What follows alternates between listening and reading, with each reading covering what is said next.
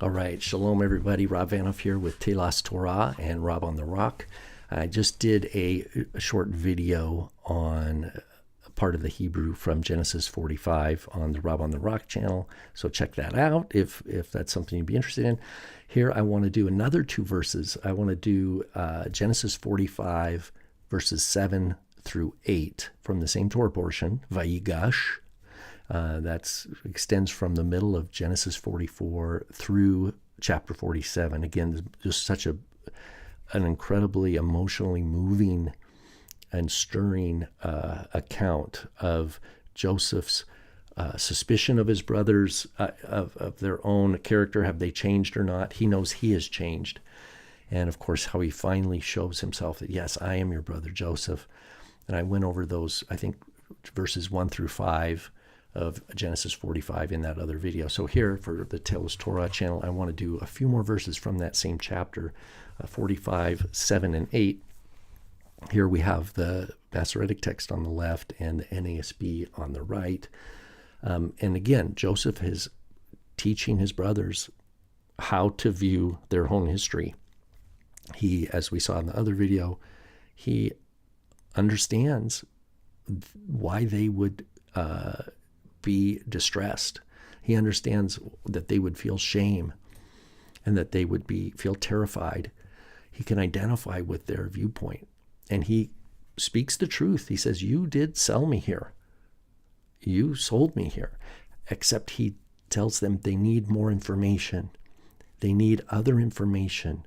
They need to know that God has a plan and that God actually sent him. So we're continuing on that line here in 45 verse 7. And it says, Vayishlacheni Elohim lifnechem. And he sent me. Vayishlacheni Elohim. God sent me. Lifnechem, before you. Lasum lachem sherit ba'aretz. To place before you, literally, a remnant in the earth. It says to ensure, to set, to place. We're going to see that verb again, and that's why I want to kind of put an asterisk next to how we translate lasum. It's just an infinitive. It's what we call a hollow verb or a middle weak. The root is sin vav mem, and we have two infinitives here. So he sent me, vayishlacheni, lasum, to set for you, or to ensure for you, as the NASB says, and lechachayot lachem, and to preserve life for you. So the one verb, he sent, has what we call two purpose clauses. Purpose clause number 1, lasum lachem sherit ba'aretz, and the second purpose clause, and right here, oops, I don't like how that turns blue like that, lachachayot lachem lafleita gdola, to give you life, to save life for you, for a pleita, an escape or a deliverance, pleita gdola, for a great deliverance.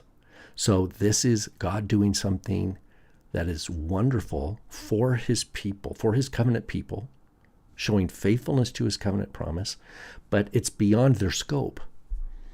Right? When in the Lord's Prayer we say, deliver us from evil, right? We don't need to know. Sometimes you could say the evil one. Sure, deliver us from the evil one. That's a fair way to understand that in the Lord's Prayer. But it can just mean that we know that there's evil in the world. There's evil in the world. Deliver us from evil.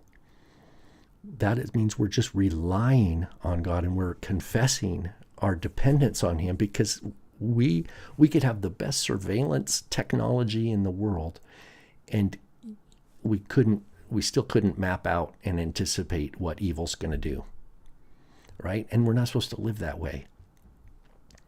What Joseph is telling his brothers is like, God knew what was happening, and he is providing in advance without their even knowing. He's got their best interest in mind, and he is protecting them. And so this is a great deliverance, and God is the one getting the credit. God's the one who's doing this. Why is he doing this? There's all sorts of people on the planet that need help. This is covenant faithfulness. This is because of a promise that God made to Abraham, in your seed all the nations of the world will be blessed, and that God is acting on behalf of his covenant promise. But the scope, right, or the horizon of that promise, looking to the future, has to do with the coming of the Messiah and all nations trusting him. And so this great deliverance here is an anticipation of even more greater things that God is going to do in the future for the sake of his covenant purpose. Verse 8, ve'ata, and now, right? Ve'ata, now. Lo atem shlachtem oti. Hena. It was not you who sent me here. So he just got done saying in verses 1 through 5 that machartem oti, you sold me here. You sold me to Egypt. But he has a viewpoint about it that is from heaven. It's God's perspective. Ve'ata lo atem shlachtem oti hena. Now, y'all did not send me here. Ki ha-Elohim, but God did. So in other words, you could say it was not you, like it says, it was not you who sent me here, but God. And then we have a verb here, also from lasum, where we saw to set before you, right? We saw that. Sherit ba'aretz, a remnant in the land. It's the same thing here, except it's not an infinitive. Vaisimeni, and he has set me. And then this is a wonderful verb. We have four different lameds here, prepositional phrases going with this verb. Vaisimeni le'av lefar'o u'la'adon le'kol beto. So you see 1, 2, 3, 4 lameds, and they're all governed by the one verb. Simeni, and he placed me. La'av lefaro. So the first one, he placed me for father for Pharaoh. Well, we know that how that works. The first one is la'av, he placed me to be av to Pharaoh. So if we had those, if the word order was reversed, if it said vaisimeni lefaro la'av, it would be he had placed me as a Pharaoh to father. Right? So this is where word order in Hebrew is part of the syntax. And he placed me father to Pharaoh. And then we have a second. And Adon lekol beto. So the first item in this pair also is what he's been placed as. So God has made me father and Lord. That's another way to break this down.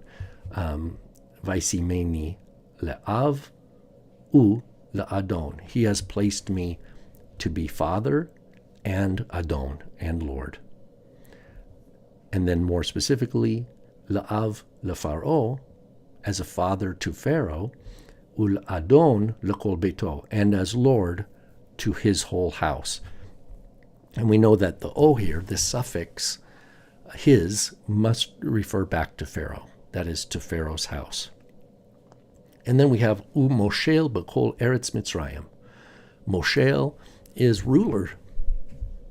This is what one of the brothers, all the brothers, when they heard Joseph's dream, all the way back in Genesis 37, and he tells them the dream, right? And they say, Mashol timshol aleinu, will you assuredly rule over us? From the same root. Mashal. And here it says, Moshel, ruler, b'chol Eretz Mitzrayim, in all the land of Egypt. So you could read this u here. We could say and, right? And ruler over all Egypt. But it's really implied, right? It's implied. If he's a father to Pharaoh and he's lord over his whole house, it's also implied he is ruler over all the land of Egypt. And again, Joseph is This is the real, what do you call it? The real coming to reality, I guess you say, the realization, if you will, of the dream. Joseph's dream. The brothers are there before him. They've already bowed down before him, just like in the dream. And they said, will you surely rule over us? Well, here now, in real life, the dream has come true. But guess what? It's the hatred that the brothers had for Joseph was, he thinks he's special. Our father made him this special, this Ketonat Pasim, this fancy coat. He's Baal HaHolamot. He's this master of dreams. And they wanted to kill him. They wanted to sell him, etc., etc. They had such hatred for him because, again, they were projecting their own desire for power, their own egotistical, whatever, their own pride, their own desires onto him. They couldn't fathom Joseph having a pure heart. Right? If they knew Joseph had a pure heart back in Genesis 37, would they have hated him? I don't think so. No, they just attributed to Joseph evil intent because that's what they had. Here, Joseph, from his own testimony, he's been through so much. He says, look, I understand your viewpoint. You need to look at it the way I look at it. It is God who's done this. It's not you who sent me here, but Elohim.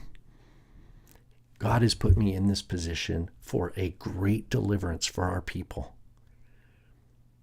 Joseph is a servant.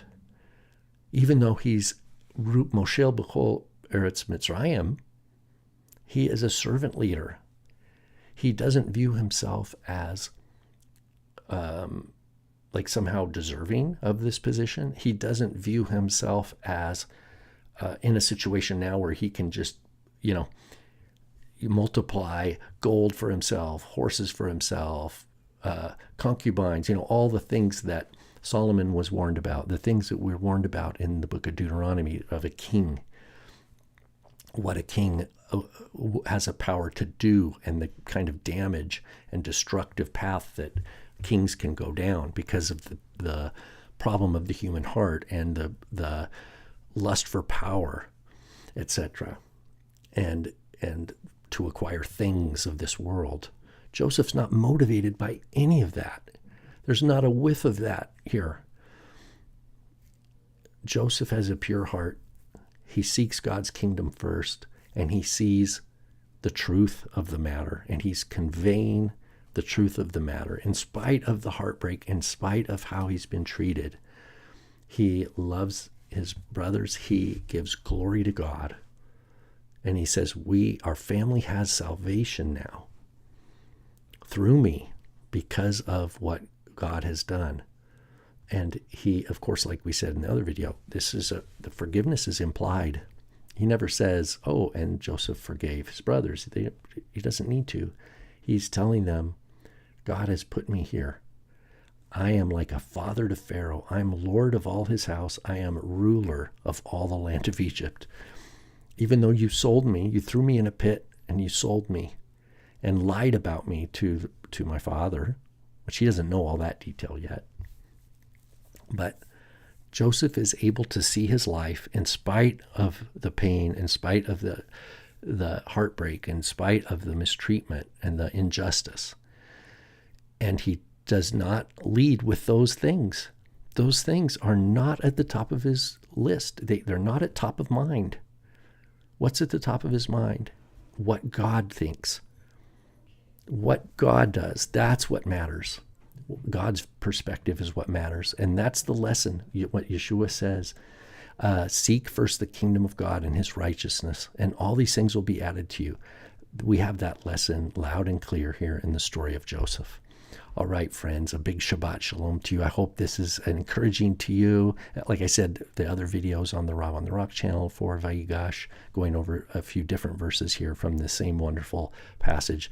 Thank God for the Torah. He preserves his word in the world for us to study, to meditate upon, and to be transformed by. And that's what we're here for.